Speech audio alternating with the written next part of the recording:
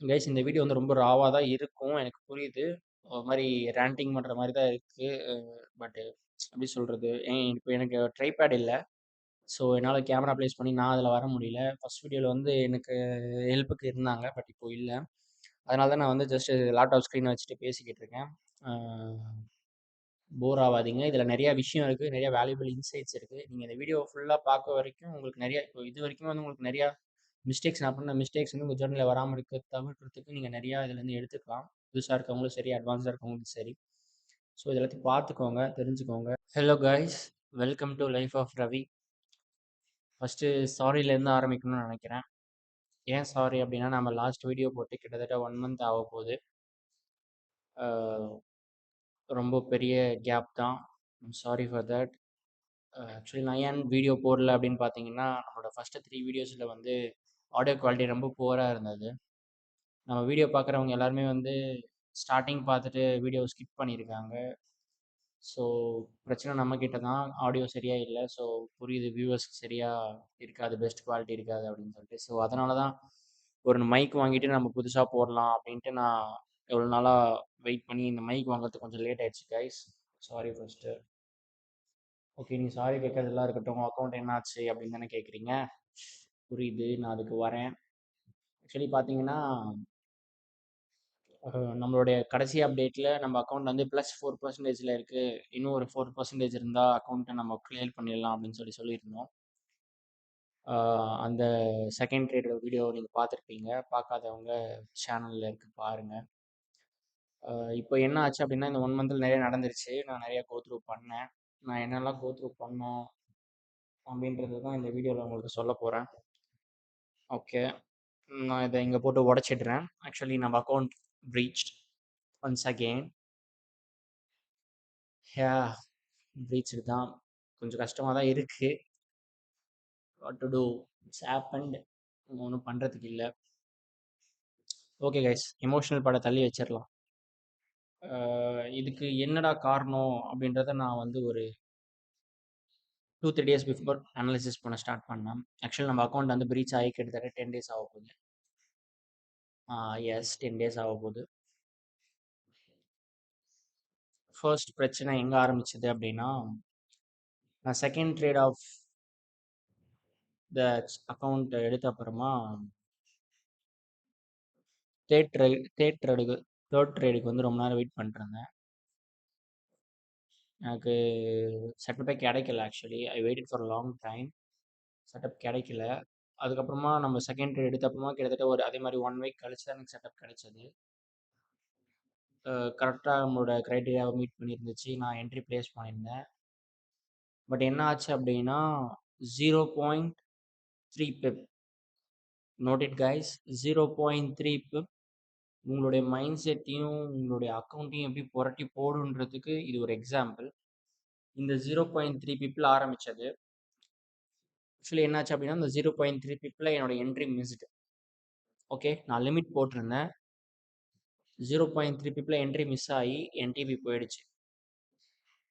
என் DP எங்க வச்சிருந்தேன் அப்படின்னா 1:4ல வச்சிருந்தேன். It went through. வேற எதுவும் பண்றதுக்கு இல்ல. நான் ஜஸ்ட் பார்த்துட்டு தான் இருந்தேன்.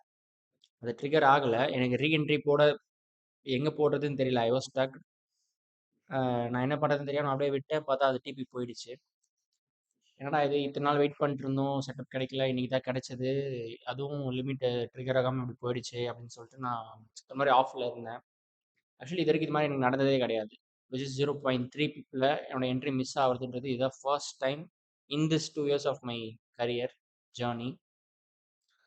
இதுதான் ஃபர்ஸ்ட் டைம் அந்த மாரி நான் ஒண்ணத்த ஃபேஸ் பண்றேன்.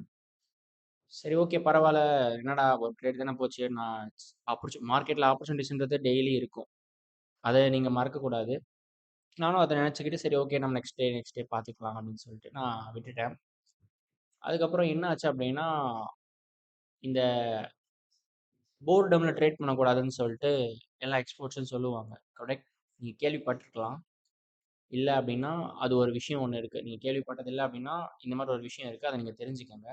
அவுட் ஆஃப் போர்டம்ல நம்ம போய் சார்ட்ல உட்கார்ந்த உடனே நம்ம ஆட்டோமேட்டிக்கா நம்ம மைண்ட் வந்து எல்லாத்தையுமே ஆப்பர்ச்சுனிட்டியா பார்க்க ஆரம்பிச்சுரும். இந்த மாதிரி வந்து நான் என்ன பண்ணேன், இத்தன நாள் செட்டப் கிடைக்கல. கிடைச்ச செட்டப் என்ட்ரி விழுகல. அப்படின்னோனே நான் என்னன்னா, நான் மண்டே அண்ட் ஃப்ரைடே வந்து ட்ரேட் பண்ண மாட்டேன். பண்ணக்கூடாது. பண்ண மாட்டேன்ற பண்ண மாட்டேனான்னு கேட்டீங்கன்னா, அது செகண்டரி. பண்ணக்கூடாதுன்றது என்னோட சிஸ்டம் சஜெஸ்ட் பண்றது எனக்கு. ஏன்னா, நான் மோஸ்ட் லாஸஸ் இந்த 2 டேஸ்ல நெறைய எனக்கு ஃபேஸ் பண்ணியிருக்கேன். என் சிஸ்டம் அந்த 2 டேஸ்ல நெறைய ஃபெயில் ஆயிருக்கு. அப்படின்றது தான் உண்ம. ஸோ, அந்த 2 டேஸ் வந்து நான் ட்ரேட் பண்ணக்கூடாதுன்னு நெனச்சு நான் பிளான் பண்ணியிருந்தேன். நான் மிஸ் ஆச்சுன்னு சொன்னேன் பார்த்தீங்களா ஒரு என்ட்ரி. அந்த வீக் ஃப்ரைடே வந்து சும்மா இல்லாம நான் என்ன பண்ணிட்டேன், புரியுது. மண்டே, ஃப்ரைடே பண்ணக்கூடாதுன்னு சொல்லியேடா, இப்ப எதுக்குடா பண்ண? அப்படின்னு சொல்லிட்டு நீங்க கேட்கிறீங்கன்னு புரியுது. இந்த மாரி தாங்க கைஸ் நடக்கும். நம்ம என்ன சொல்றது? ஒரு மாரி மென்டல் ட்ரெய்னிங் ஆகும். அது மட்டும் இல்லாம இப்ப நான் ஃபுல் டைமா ட்ரேடிங் தான் பண்றேன். எனக்கு வேற எந்த ஒர்க்குமே கிடையாது. நான் ட்ரேடிங் தான் பண்றேன்றதுனால, ஆ இது எப்படி சொல்றது? வே வேற எந்த வேலையும் இல்லாததுனால, போயிட்டு இத நோண்டலாமே அப்படின்னு சொல்லிட்டு, போய் பார்த்து ஃப்ரைடே எனக்கு ஆப்பர்ச்சுனிட்டி கிடைச்ச மாரி இருந்துச்சு. But that end up with loss. அந்த டே வந்து நான் ரெட்ல முடிச்சேன். அது கூடவுமே வந்து என்னுடைய சிஸ்டம் படி நான் 1% ரிஸ்க் பண்ணி 1% லாஸ்ல முடிச்சேன். ஓகேங்களா? அந்த வீக் வந்து நான் ட்ரேடே எடுத்திருக்க கூடாது. எனக்கு கிடைச்ச செட்டப் ட்ரிகர் என்ட்ரி ட்ரிகர் ஆகலங்கும்போது, அந்த வீக் வந்து பிளெயினா தான் முடிஞ்சிருக்கணும். பட் நான் எடுத்துட்டேன். லாஸும் ஆயிடுச்சு. சரி ஓகே அப்படின்னு சொல்லிட்டு நெக்ஸ்ட் வீக் மூவ் பண்ணிக்கலாம் அப்படின்னு சொல்லிட்டு, வாட் ஐ டிட் வாஸ்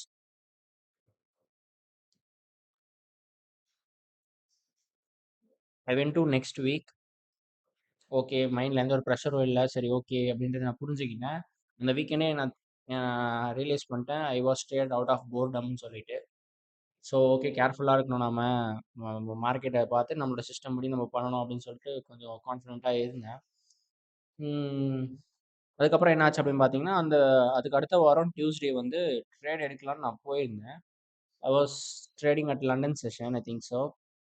அந்த டைம்ல வந்து நான் வந்து பை ஸ்டாப் ஆர்டர் வந்து போட்டிருந்தேன். ஓகேங்களா? பை ஸ்டாப் ஆர்டர் வந்து சர்டைன் பாயிண்ட்ல போட்டிருந்தேன்.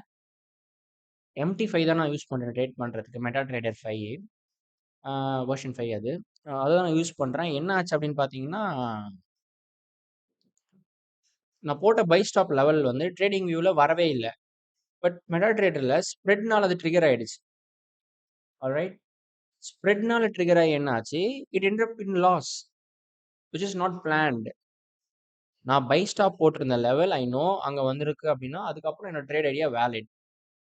பட் அங்க வரவே இல்லாம ஸ்ப்ரெட்னால ட்ரிகர் ஆயி அது லாஸ்ல சர்ருன்னு லாஸ் ஆயிடுச்சு. நான் என்னடா இது! இது இந்த மாரி ஒரு அன்எக்ஸ்பெக்டட் லாஸ் ஆயிடுச்சே! நம்ம இது பிளானே பண்ணலையே! இது பிளான்லயே இல்லையே! அப்படின்ற மாதிரி நான் உட்காந்துட்டு இருந்தேன். ஆல்ரெடி நம்ம ஒரு லாஸ் அவுட் ஆஃப் போர்டம்ல ட்ரேட் பண்ணி இந்த மாரி இருக்கு ஸ்டேட்டஸ். இப்ப மறுபடியும் இன்னொரு லாஸ் ஆயிடுச்சே! அப்படின்னு சொல்லிட்டு கொஞ்சம் மென்டலா ஆஃப்ல இருந்தேன் நான் அன்னைக்கு. அதுக்கப்புறம் நான் சிஸ்டம் மூடி வச்சுட்டு போயிட்டேன்.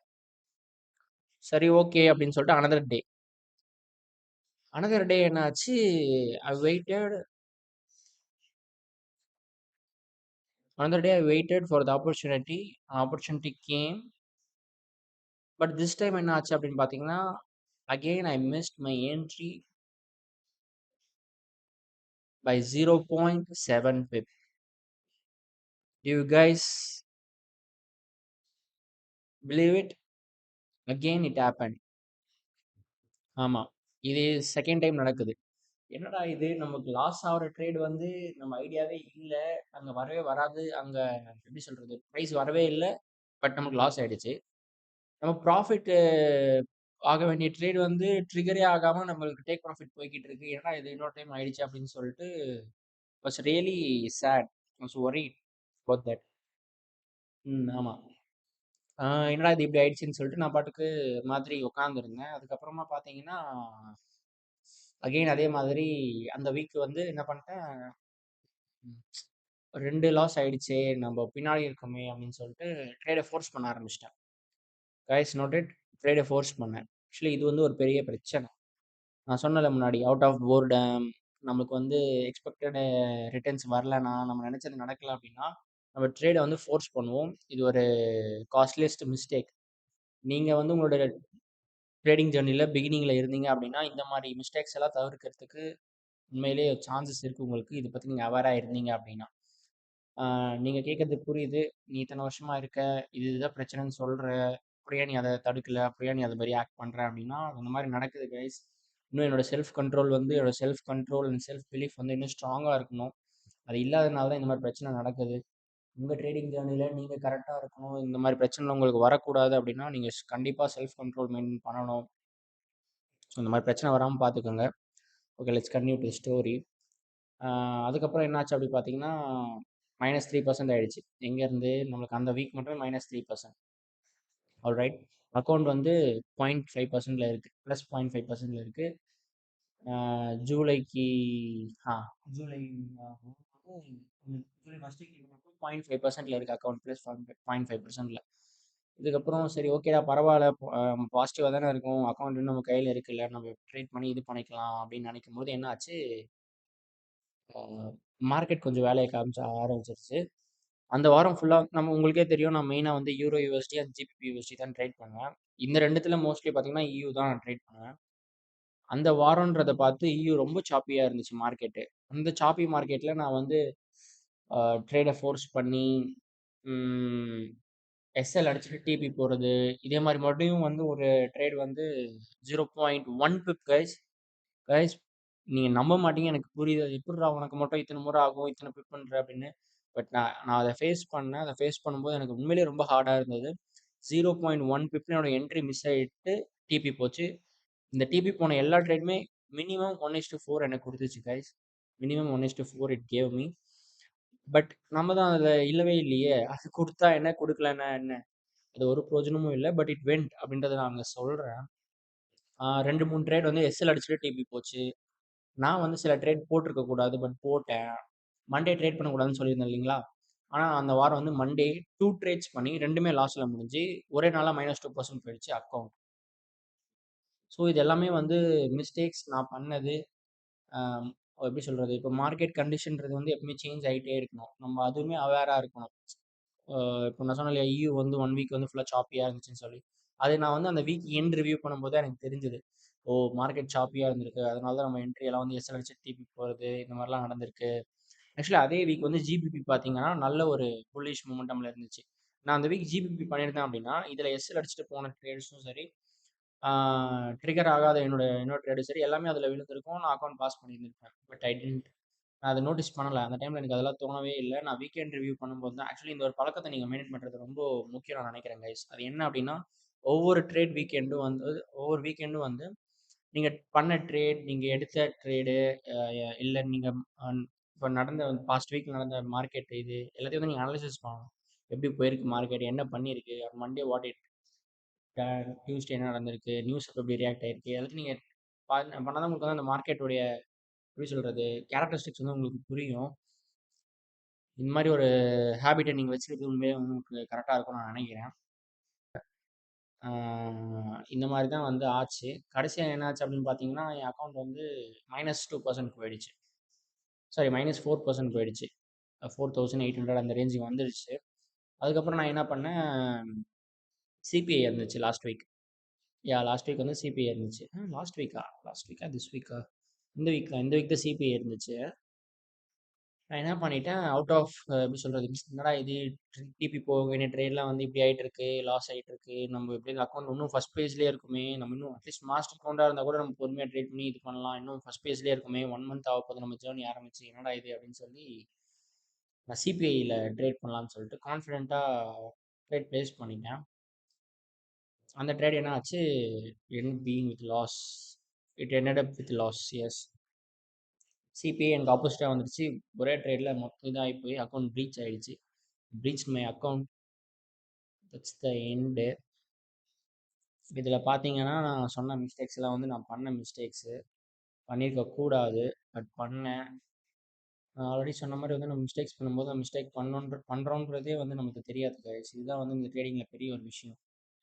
ஆக்சுவலி பார்த்தீங்க அப்படின்னா, நம்ம சின்ன வயசுலேருந்து ஸ்கூல் ஆகட்டும், காலேஜ் ஆகட்டும், நம்ம போகும்போது நமக்கு நம்ம பண்ணுறது தப்பு அப்படின்னா நமக்கு டீச்சர் சொல்லுவாங்க, நம்ம ஃப்ரெண்ட்ஸ் சொல்லுவாங்க. இந்த ட்ரேடிங் ஜர்னியில் mostly at the beginning of the ஸ்டேஜில் எல்லாருமே தனியாக தான் நம்ம ட்ரேட் பண்ணுவோம். இப்போ எப்படி சொல்றது? சில பேர் வந்து கம்யூனிட்டில சேருவாங்க. அவங்களுக்கு காசு இருக்கும். அவங்களால ஜாயின் பண்ணிக்க முடியும். அஃபோர்ட் பண்ண முடியாதவங்கலாம் வந்து தனியா தான் ட்ரேட் பண்ணுவாங்க. அவங்களோட ஜர்னிலலாம் வந்து இந்த மாரி ப்ராப்ளங்கள் வரும். கண்டிப்பா வரும். வராம போகும்னு இருக்காதீங்க. கண்டிப்பா வரும். ஸோ, இது எல்லாத்தையும் நீங்க அவேரா இருக்கணும். இதுக்கு உங்கள ப்ரிப்பேர் பண்ணிக்கிட்டு, எப்படி நீங்க உங்க ட்ரேடிங் ஜர்னில இந்த மாரி மிஸ்டேக்ஸ தவிர்த்து, ஆ பெட்டர் ட்ரேடராவும், ஒரு நல்ல மைண்ட் செட்லயும் இருக்க முடியுன்றத நீங்க பார்த்துக்கோங்க. அவ்வளோதான் கைஸ். இந்த வீடியோ முடியுது.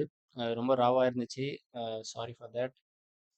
நான் நெக்ஸ்ட் வீடியோ வந்து எங்கேஜிங்கா போடுறேன். பட் இந்த வீடியோல வேல்யூபிள் இன்சைட்ஸ் நெறைய இருக்கு. இத நீங்க ஃபுல்லா கேட்கும்போது உங்களுக்கு அது புரியும்னு நான் நம்புறேன். நான் நெக்ஸ்ட் அக்கவுண்ட் வாங்கிட்டு நான் திருப்பி வரேன். எஸ், நான் இத விட போறது கிடையாது கைஸ். ஏன்னா நம்ம ஆல்ரெடி 2 இயர்ஸ் இதில இன்வெஸ்ட் பண்ணியிருக்கோம். நம்ம நெறைய கத்துக்கிட்டு இருந்திருக்கோம். இப்ப நான் சொன்னேன் இல்லைங்களா? நான் இந்த 0.1 பெப், 0.3 பெப், 0.7 பெப் இது எல்லாமே வந்து என்னுடைய ட்ரேடிங் ஜர்னில நியூ எக்ஸ்பீரியன்ஸ். நான் இப்ப இது எல்லாத்தையும் வந்து கோ த்ரூ பண்ணியிருக்கேன். ஸோ, இப்ப நம்ம எப்படி சொல்றது? நம்ப தப்புல இருந்தா எது தப்பு, எது சரின்றதே கத்துப்போம். அந்த மாரி வந்து, இந்த மாரி மார்க்கெட் பண்ணணும். இதுக்கு நாம வந்து இப்படி கரெக்ட்டா நம்மளோட சிஸ்டத்த வந்து டிஃபைன் பண்ணிக்கணும். இல்ல நம்மள வந்து கரெக்ட்டா இது பண்ணிக்கணும் அப்படின்றது இப்ப எனக்கு தெரிஞ்சிருக்கு. நான் கத்துருந்துருக்கேன். அவ்வளோதான். இது வந்து ஒரு லேர்னிங்கா தான் பார்க்குறேன். ஆ நெக்ஸ்ட் அக்கவுண்ட் நான் வாங்கிட்டு திருப்பி வரேன். கம்பேக் குடுப்போம். சரி, ஓகே. அதுவரைக்கும் போயிட்டு வரேன் காய்ஸ். சியர்ஸ்.